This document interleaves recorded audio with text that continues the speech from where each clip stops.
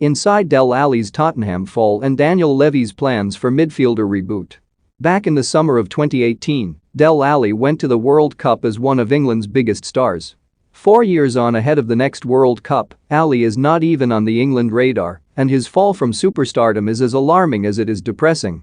Now Alli finds himself stuck in limbo. A brilliantly gifted player who was courted by Manchester United, admired by Sir Alex Ferguson, and now is no longer wanted by Antonio Conte as Tottenham look to ship him out in this window. Tottenham are open to offers, and the ideal would be to loan him out, get him playing again to boost his confidence and kick-start his revival. It is hard to see any suitable clubs willing to make an offer to sign him permanently, simply because, as Jose Mourinho said in the Amazon documentary, will they be signing Dele or his brother? Alli was eye-catching because of his style of play, his goals, assists plus his poster boy good looks, modeling contracts, and he used to be valued in the £100 million bracket.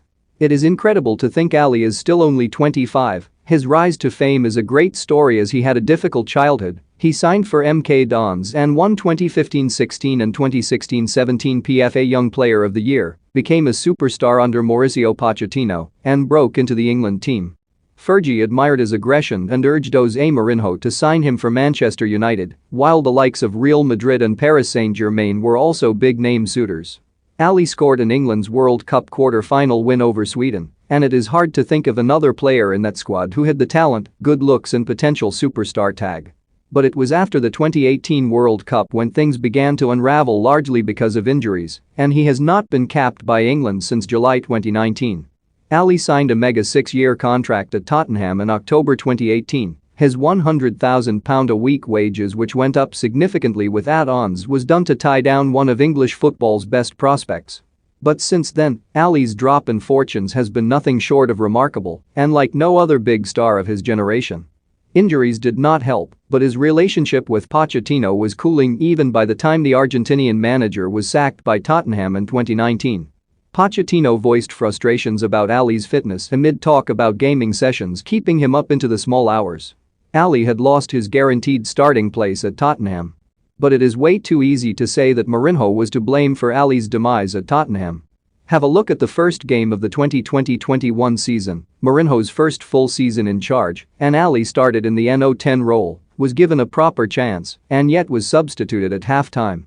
Alli was then linked with moves at the end of the transfer window, but no one can say Mourinho did not try. It was the same with Nuno Espirito Santo as Alli started under him, but lost his place after being hooked at halftime as Tottenham lost their 6th game of the season at Arsenal. Losing his place under Pochettino, Mourinho, Nuno and now Conte probably tells its own story. And there has to be some self-reflection on Alli's part.